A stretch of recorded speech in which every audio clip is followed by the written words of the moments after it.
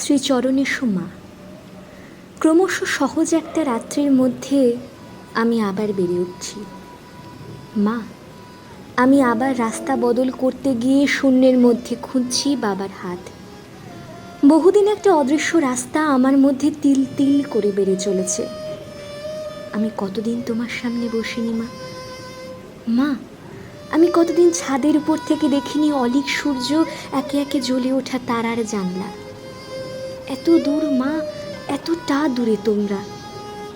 আমাদের মধ্যে কত পাহাড়, নদী, গমের ক্ষেতের মধ্যে মাঝরাতে হেঁটে যাওয়া নতুন ইঁদুর। মা, বাড়িতে এখনো নলিনী মাস্টার আসে? ওই ঝরঝরে সাইকেলটা এখনো তোমার তরল ওষুধ খেলে গা গলোয়? এখনো পুকুর থেকে হলুদ চাঁদটা ঝপ করে উঠে আসে তোমার আকাশে? আমার আকাশে মা সারি সারি ইউক্যালিপটাস, দু একটা মধ্যরাত্রির প্যাঁচা আর নিস্তব্ধ একটা অন্ধকার। দাদা ভালো আছে মা? সেই কবে শ্মশানে আমি দেখেছিলাম আমার দাদার শরীর দাউ দাউ করে জ্বলে উঠেছিল। সেই শারদীয়া রাত, সেই বীরেন্দ্র কৃষ্ণের গলা আর হারুডো। মা, তুমি সমস্ত পুজোয় তারপর থেকে একটা অস্পষ্ট জ্যোৎস্নার মতো হয়ে যেতে। এই প্রবাসে আমি সেই জ্যোৎস্নাটার কথা এখন বুঝতে পারি সহজ একটা রাত্রির মধ্যে আমি আবার বেড়ে উঠছি। এখন যদিও দুপুর আর বিকেলের মধ্যে, রবিবার আর সোমের মধ্যে, নদী বা সমুদ্রের মধ্যে কোনো পার্থক্য বুঝতে পারি না। কিন্তু মা, এক একটা বাস চলে গেলে, যখন শূন্য হয়ে যায় বাস স্টপ, যখন অলক্ষ্যে উড়ে আসে আবোল তাবোল কিছু পাতা, তখন আমার খুব বাবার কথা মনে পড়ে। এক মাথা ঝিনুক আর জীবাশ্ম নিয়ে বাবা রোজ কাজে বেরোয়। তুমি তখন কি করো মা? সারা দুপুর একটা হলুদ নদীর মতো বয়ে যাও। মা, আমাকে তখন তোমার মনে পড়ে?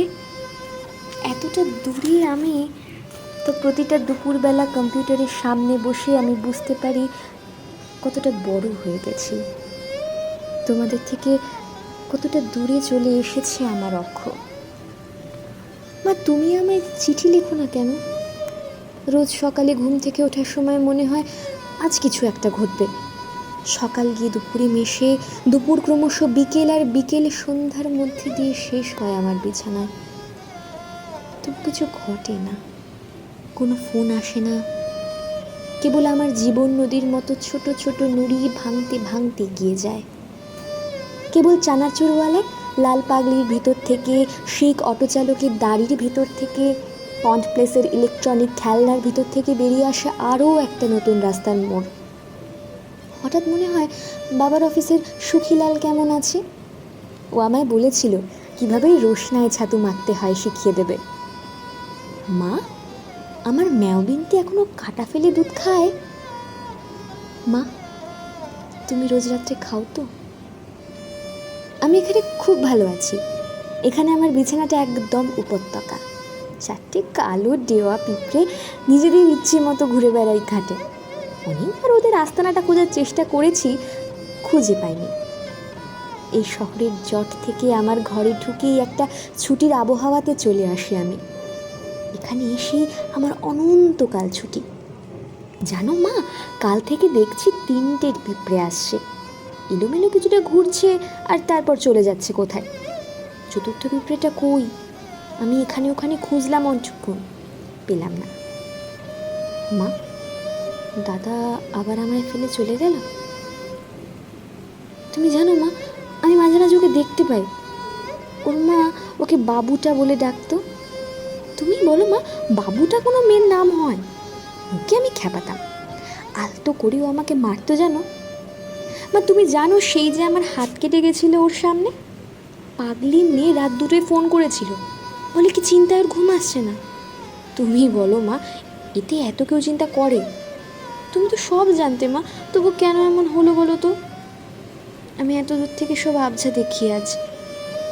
মা, আমার আর শহরে ফিরতে ইচ্ছা করে না, আর তাই হয়তো ওকে আমি স্পষ্ট দেখতে পাই। মা, আমার চোখ দুটো অন্ধ হয়ে যায় না কেন?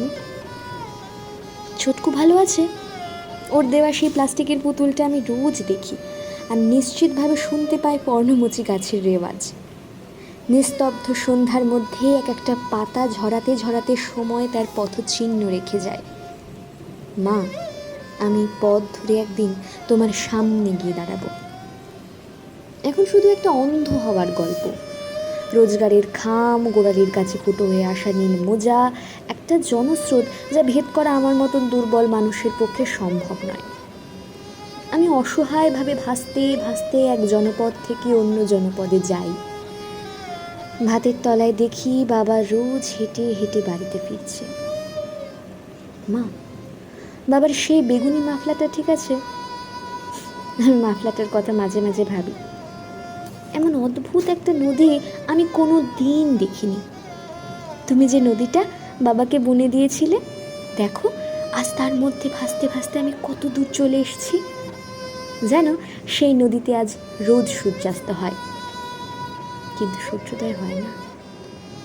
আবার সূর্যের কথা, এই সেই সব অলীক সূর্য যার থেকে পালাতে পালাতে মা আমি তোমাদের থেকে এত দূরে ফেলে এসেছি।